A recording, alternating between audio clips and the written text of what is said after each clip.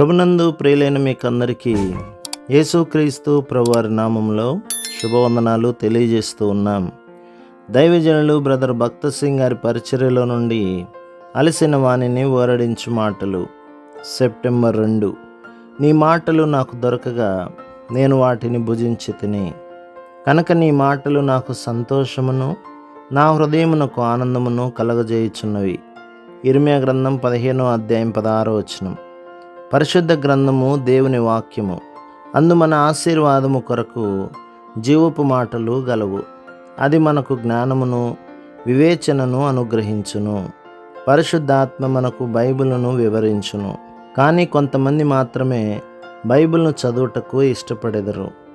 పరిశుద్ధ గ్రంథమును చదువుటకు 3 విధానములు కలవు. ఒకటి విద్యావేత్త వలె, మరొకటి సీతాకోక చిలుక వలె, మూడవది తేనెటీగ వలె చదువుట. విద్యావేత్త బైబిలును చదువునప్పుడు విశ్రాంతి తీసుకుని కుర్చీలో కూర్చొని తలగడ వెనక పెట్టుకొని ప్రక్కన కాఫీ కప్పుతో ఒక పుస్తకము, పెన్సిల్ మరియు నిఘంటువును పెట్టుకొని కాఫీ త్రాగుచూ బైబిల్ను చదువును. ఇటువంటి వారు ఎంతో సమాచారమును పొందుదురు కానీ వారి జీవితములలో ఎటువంటి మార్పు ఉండదు. వారు ఈ విధముగా తలంచుదురు, నన్ను గనక హెబ్రోన్లో వర్తమానం ఇవ్వమని అడిగిన ఎడల ఎంతో మంచి వర్తమానం ఇవ్వగలను. దానిని నా భార్య ఎంతగానో మెచ్చుకొనగలదు. రెండవ తెగవారు బైబిల్ను సీతాకోక చిలుక వలె చదువుదురు.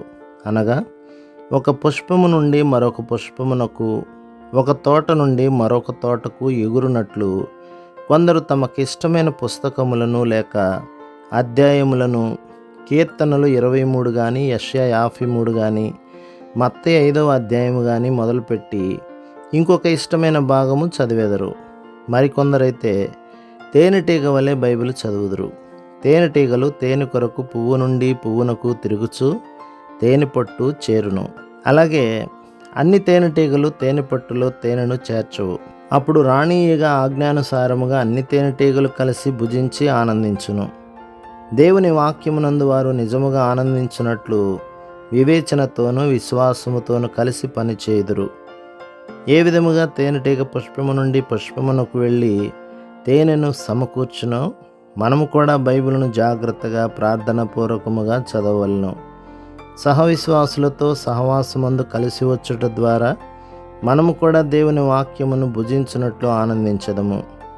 క్రైస్తవ సహవాసమును నీవు ఇంకనూ రుచించని ఎడల దేవుని వాక్యమునందు కూడా రుచి కలిగి ఉండలేవు. ఈ రెండును కలిసి వెళ్ళును. ప్రభు మిమ్మును, మీ కుటుంబమును, మీ సంఘమును దీవించి ఆశీర్వదించునుగాక. ఆమేన్.